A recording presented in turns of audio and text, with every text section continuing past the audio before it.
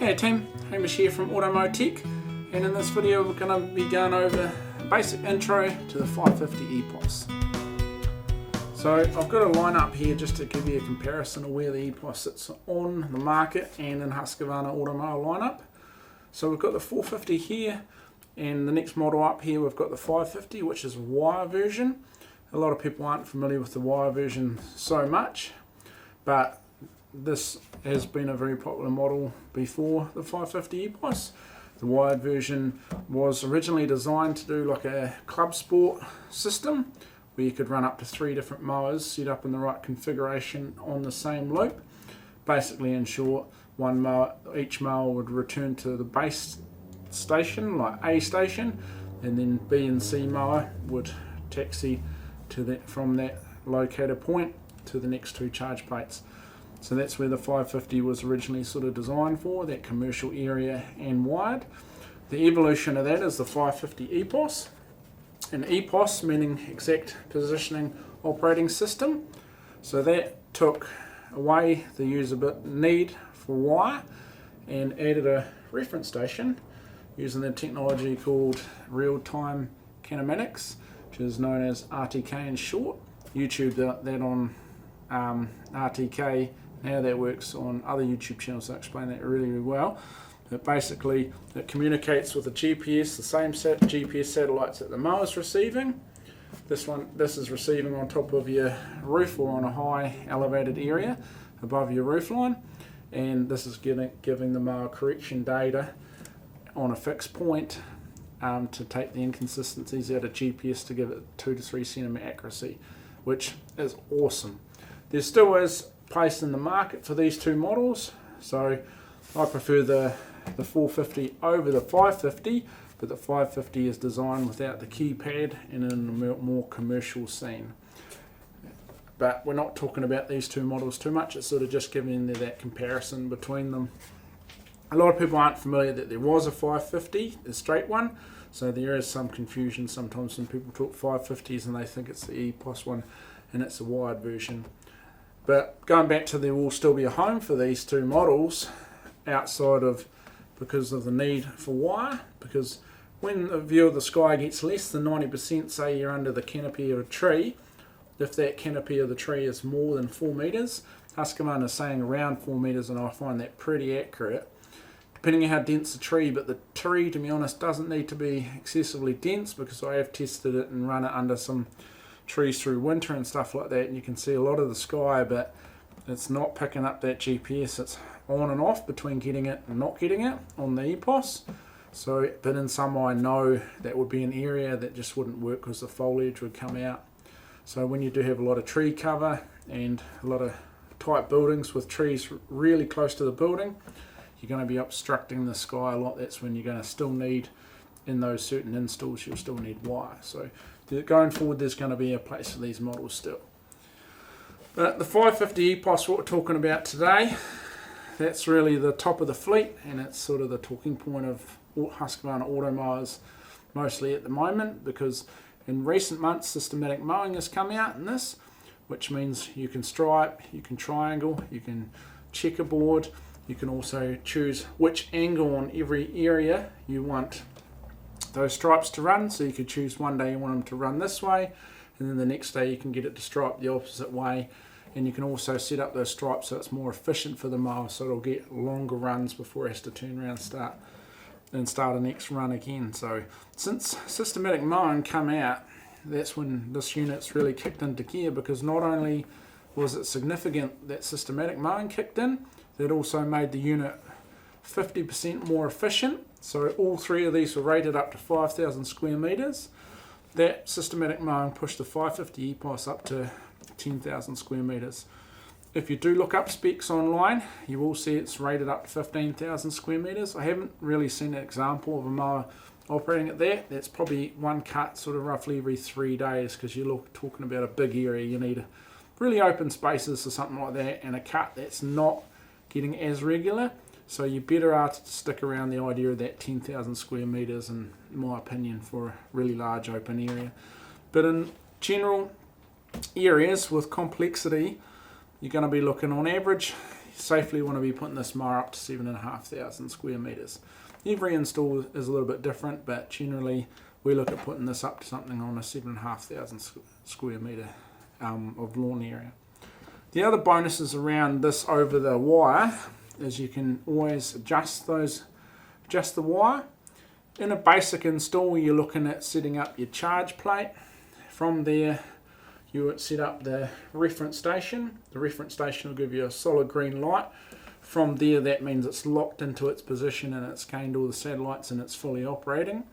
From there, you'll get the mower to set its docking point, which you can go from 70 to 250 centimetres, reversing off the charge plate. You need that charge plate to ideally be 6 metres back from the house. You need a gap of 6 metres plus, so it's got plenty of view of the sky. And that docking point's critical because that's going to be GPS marked. And from that docking point, the mower, when it returns to the charge station, it's going to switch off the GPS and it's just going to use the internal loop sensors on the front and the back, just like these ones have, to dock into the charging station using the near signal and far signal. So a lot of people sort of don't realise that. So you still want a clear area for where you're putting that docking station. You can have it quite a wee way back, but you need that 6 metre space. This is a bit of rundown on the install, and from there you can set out your waypoints. Your waypoints are GPS markers that you do with the mower. You do what's known as walking the dog. Husqvarna says it, but no one really uses that term. But you drive the mower clockwise around the install or work area, and with your phone marking those GPS points with the mower. And in that time you can see the signal of the reference station and the EPOS signal at the same time, so you know they're adding those points. You can go forward and back on the points if you muck up. And then after you've made a complete area, this is just a quick breakdown, you need to make a transport path back to the charge plate. So any working area that the charge station's on doesn't need a transport path because it'll know that the charge station is in that work area. But if you have a different work area outside of the main one where the charge plate is, you'll need a transport path to each working area. And then that brings it to the next beauty of this unit, is you can have up to 20 different work areas and transport paths. All of them can have separate stay out zones internally if they've got internal gardens or islands or trees or areas that you want to block off, or if you want to recondition a bit of grass, you can put a stay out zone. A stay out zone, you would go anti-clockwise around the stay out zone. All of these settings are really basic to set up. Like I was impressed originally when I started playing around with the EPOS unit how easy it really is. So if you are thinking about a DIY install, that's definitely a possibility. You want to do a little bit of homework before you do that, and you can always delete that area and then reinstall it. But I always do recommend you do have some dealer support local to you with any of these units. It's always going to make life easier. So from there, 20 different work areas. You can have 20 different transport paths if you want to. You can have it all scheduled to every area, so they're all overlapping on the schedules, and let the mower choose which area it wants to go to. Or you can schedule different areas to different times. So like if you wanted your mower to go across the driveway and mow an island across your driveway, you might not want that doing that during the day when you've got cars coming and going. You might get that to do that in the early hours of the morning when no one's likely to be mucking around there and there's no worry about hitting it. That would be one example. And on top of that, you can have a different cutting height and pattern on each of those areas, which is really cool. So you can really play around with it. But on a general large area, you'll just have one work area and you'll just let the mower choose how it wants to do it. Generally on a pattern mowing, it'll pattern the whole area, and then it'll do a couple of loops around the outside, and if it had any islands or something where it was doing its pattern and it missed the back side of it, it would also come back and fill in that back side of that island or that tree that it missed. So that's a bit of a rundown on the unit and where it sits on the market as far as Husqvarna auto mowers go. We'll just pull this down out of the way. I'll show you the cutting system.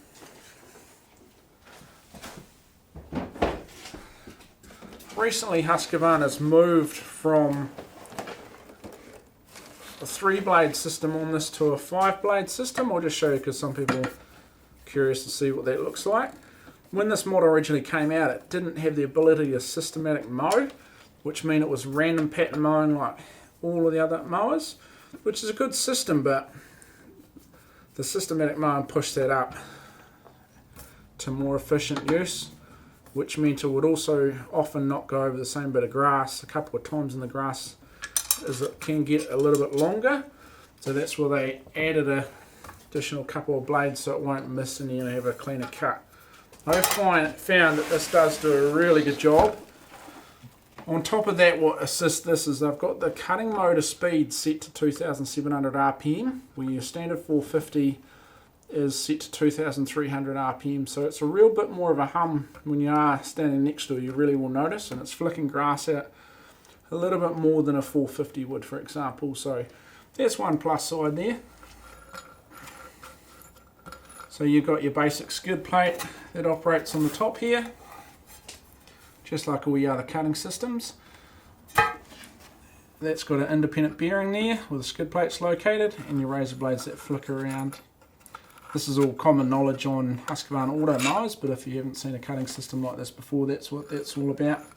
The skid plate also stops when it has an impact on something and takes the load off the cutting motor. It's a really good system, hard for anything to get bound up. So the 550 EPOS also really is a predecessor body design that is the same as the 450 and standard 550, but it's a really good system because you've got your bump sensors in there, you've got your trolley wheels which are easy to maintain. Some of the newer models do click in and out. This system is really good, and you've got your standard wheels here. You've got your port there as well. That's for dealer upgrades. The 550 EPOS does have FOTA, which is firmware over the ear, which most of the models now at Husqvarna that are producing the newer ones are coming out with that. So that's a bit of a breakdown on the 550 EPOS there. It's a pretty slick looking unit. Pull the cover off it if you haven't seen underneath it. This is if you're going to service it, you would pull the cover off, and you can just see that it's higher through here than on the other models because of the GPS boards that are under here are obviously elevated to work in a more efficient place. But same overall design.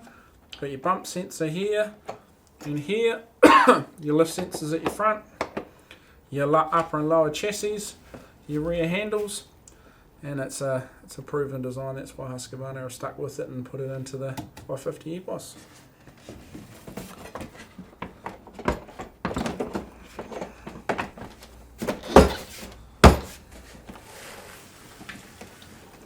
So that's about the basic rundown for the 550 EPOS, and if you're looking at getting a wire-free version, the EPOS is a little bit more pricier over top of your wired version, but for the area it can do and the complexity it can handle, along with the more options it gives you to edit your lawn and change it as you go and make accurate changes, it's really, really cool. Cheers guys, we'll see you in the next one.